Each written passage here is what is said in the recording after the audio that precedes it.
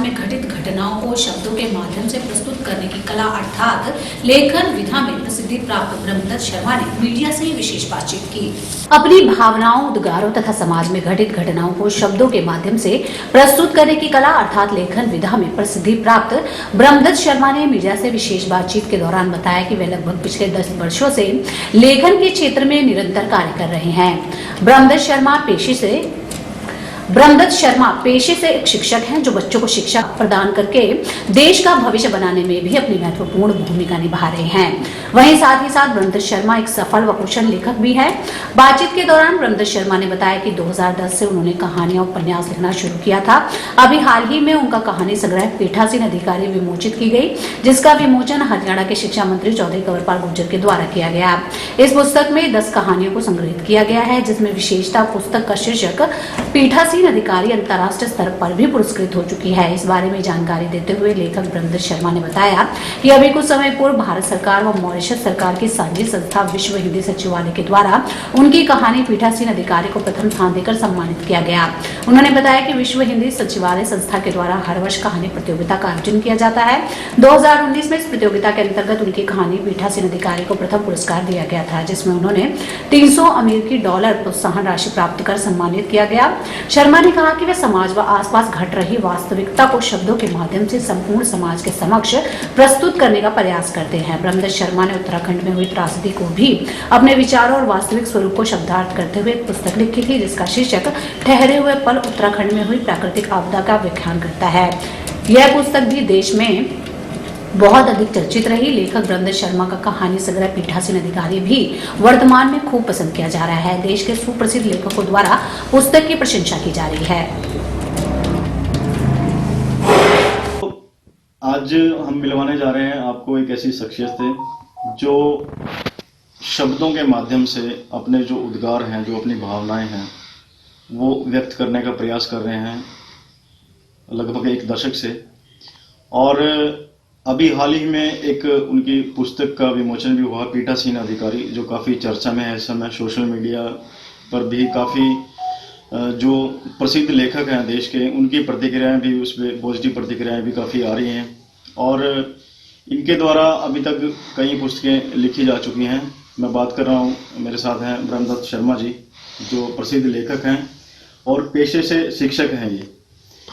और एक जो इसमें महत्वपूर्ण बात है कि शिक्षक होने के साथ साथ जिस तरह से बच्चों को शिक्षा दे रहे हैं, तो ये इनका जो प्रयास है अपने शब्दों के माध्यम से, अपनी विधा के माध्यम से, ये समाज में एक अलग जगाने का काम कर रहे हैं अपनी कहानियों, उपन्यास के माध्यम से। हाल ही में अभी माननीय शिक्षा मंत्री कंवरपाल गुर्जर जी द्वारा एक पुस्तक का विमोचन किया गया था, पीठासीन अधिकारी, जो इस समय मेरे पास है ये। और इसमें 10 कहानियाँ हैं, जो 10 कहानियों का जिक्र पुस्तक के माध्यम से ही, जब आप इसको पुस्तक को पढ़ोगे तो तभी आपको इसके बारे में पता चल पाएगा। और इसमें जो विशेष रूप से जो कहानी का जो शीर्षक, इसमें पुस्तक का जो शीर्षक रखा गया है पीठासीन अधिकारी, उसमें जो समसामयिक विषय की हम बात करते हैं, जो हमारी चुनावी व्यवस्था है, उसको लेकर इन्होंने लोगों का, समाज का ध्यान आकर्षित करने का प्रयास किया है ब्रह्मदत्त शर्मा जी ने। शर्मा जी, सबसे पहले तो हम आपको बहुत बहुत बधाई देना चाहेंगे कि आपके द्वारा जो पिछले 10 साल से प्रयास किए जा रहे हैं, काफ़ी सराहनीय प्रयास हैं और समाज में, देश में इसकी काफ़ी चर्चा है। तो आज हम बात करना चाहेंगे कि जो भी वर्तमान आपकी जो ये किताब छपी है, अभी विमोचित हुई है ये, तो इसके बारे में बताइए सर। ये क्या जो पीठासीन अधिकारी है, ये क्या कहानी क्या है? और इसमें जैसे हमें जानकारी मिली है कि इसको लेकर आपको सम्मानित भी किया गया, पुरस्कृत भी किया गया है, तो क्या है इसके बारे में बताइए। धन्यवाद सुशील जी। सबसे पहले तो जो ये इसका शीर्षक कहानी है पीठासीन अधिकारी, जी जी, एक भारत सरकार और मॉरिशस सरकार की एक संस्था है, विश्व हिंदी सचिवालय, जिसका हेड ऑफिस जो है मॉरिशस में स्थित है जी।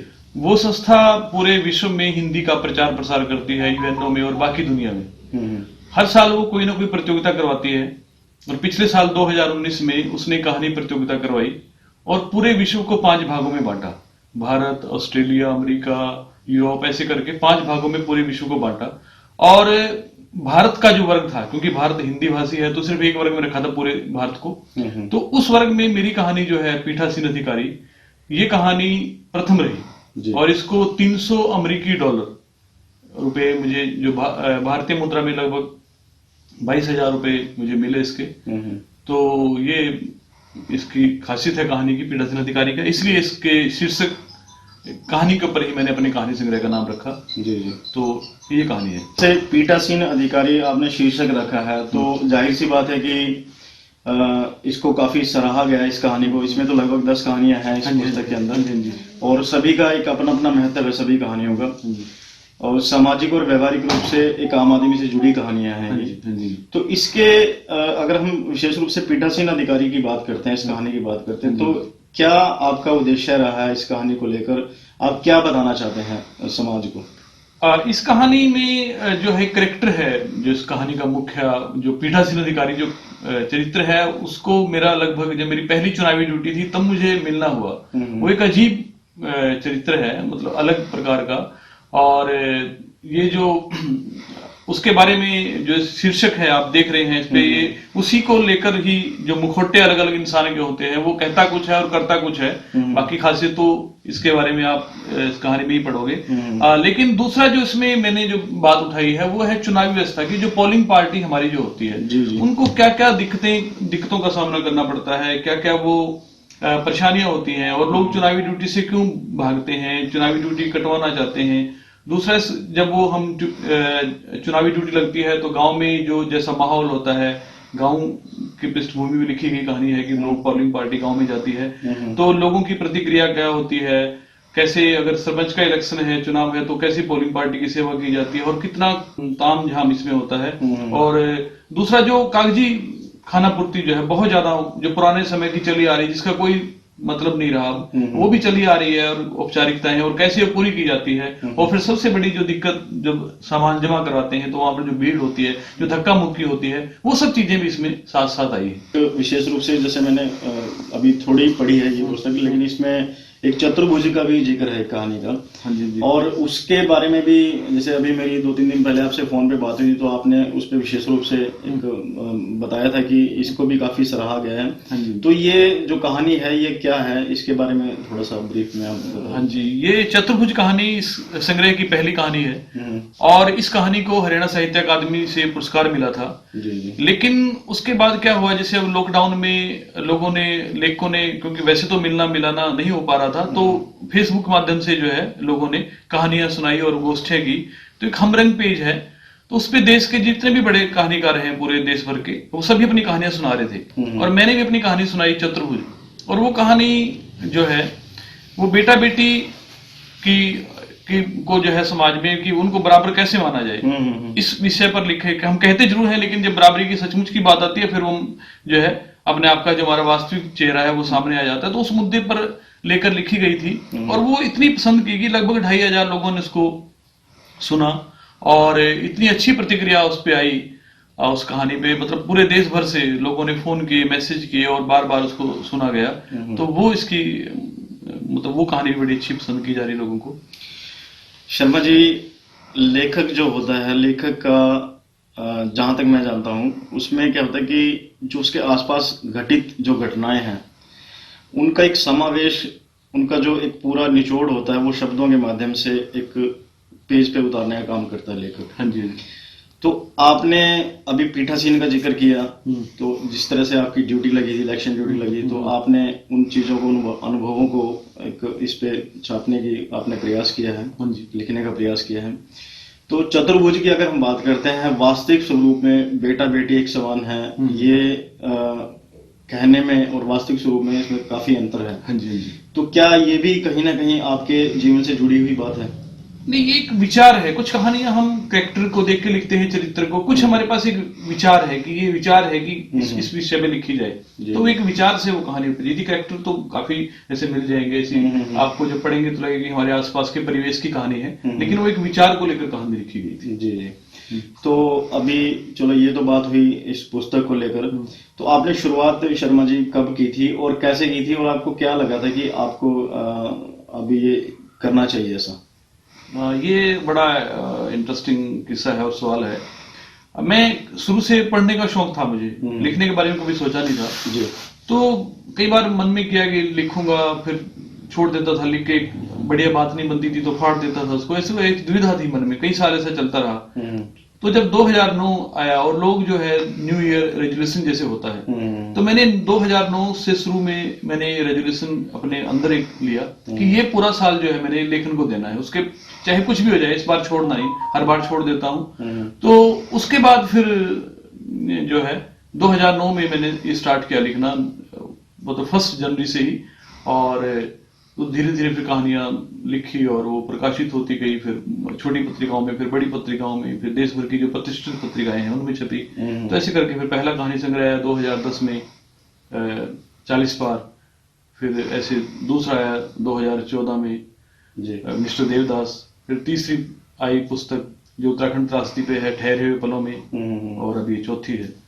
तो पहली बुक जो थी, अब उसमें शायद आप कह सकते हैं जब प्रथम किताब आई थी, क्योंकि जब मुझे कुछ नॉलेज नहीं थी कैसे कहाँ से किताब छपती है, कैसे कहानी छपती है, कैसे लिखी जाती है, तो सबसे पहले उसका मैं फर्स्ट में कहते तो ओम सिंह अस्पाक कुरुक्षेत्र से हैं, वो जिन्होंने मुझे कहते हैं कि उंगली पकड़ के कहानियां लिखना सिखाया, तो सबसे बड़ा तो उनका योगदान है। फिर दूसरे योगदान एक मेरे मित्र हैं नरेंद्र अग्रवाल जी, वैसे तो वो लेखक नहीं है लेकिन उन्होंने मुझे बहुत इसके लिए शुरुआत में बहुत हिम्मत बताई, और वो मेरी कहानियां पढ़ते भी थे और उसपे अपने सुझाव भी देते थे अपने तरीके से। तो 2 लोगों का शुरुआत में बहुत सहयोग रहा, लेकिन उसके बाद तो फिर धीरे धीरे जब लिखने लग गया तो मुझे काफी समझ आ गया। अब तो काफी सारे मित्र लोग हैं जो बहुत अप्रिशिएट करते हैं, बहुत सारे लोग हैं, और वो तो एक सर्कल बना हुआ है अब तो। सर, ये जो अभी हाल ही में आपकी जो विमोचन हुआ पीठासीन अधिकारी का कहानी संग्रह का, तो कोई भी आम आदमी या लेखन से में रुचि रखने वाला कोई भी इंसान अगर इसकी उपलब्धता किस तरह से है, इसके बारे में थोड़ा सा आप बताइएगा। हाँ, ये किताब अब तो बहुत बढ़िया सिस्टम है सुशील जी, ये ऑनलाइन उपलब्ध है, आप अमेजोन और फ्लिपकार्ट से इसको मंगवा सकते हैं और इजीली अवेलेबल है। काफी लोगों ने मंगवाई भी है, मंगवा रहे हैं, तो आप इसको फ्लिपकार्ट या अमेजोन से ले सकते हो। आगामी अगर हम बात करते हैं भविष्य में, आपने क्या सोचा है शर्मा जी की पीठासीन अधिकारी के बाद अब लेखन कार्य किस ओर? हाँ, मैं इससे पहले ही पिछले कोई 2.5 साल से मैं एक नया उपन्यास लिख रहा हूँ, तो उस पर काम जारी है, तो चलता रहता है, प्रोसेस है। किताब आ गई, थोड़े दिन इस पे चर्चा होगी, फिर भूल जाएंगे इसको, अब अगले काम पे लग जाएंगे, ऐसे चलता है। तो उपन्यास में काफी लंबा टाइम लगता है जैसे, तो चल रहा है उपन्यास फिलहाल। तो दोस्तों, ये ब्रह्मदत्त शर्मा जी थे, इन्होंने बताया कि कैसे इन्होंने 2010 से लेकर और अभी 2020 समाप्त होने जा रहा है, तो इन 10 साल का जो सफर था वो हमारे साथ साझा किया इन्होंने, और इन्होंने बताया कि किस प्रकार इन्होंने शुरुआत की थी और आज जो भी इन्होंने लेखन के क्षेत्र में आयाम स्थापित किया है तो वो काफ़ी सराहनीय है और लोगों के द्वारा भी, समाज के द्वारा भी काफ़ी सराहा जा रहा है। और हम उम्मीद करते हैं, जिस प्रकार ये बता रहे हैं कि पिछले 2.5 साल से किसी और एक और उपन्यास पर इनका काम जारी है, और हम उम्मीद करते हैं कि वह उपन्यास भी जो अभी तक का जो इनका लेखन का कार्य रहा है उससे भी बेहतर रहेगा। ऐसी हमारी शुभकामनाएं हैं। धन्यवाद शर्मा जी। धन्यवाद।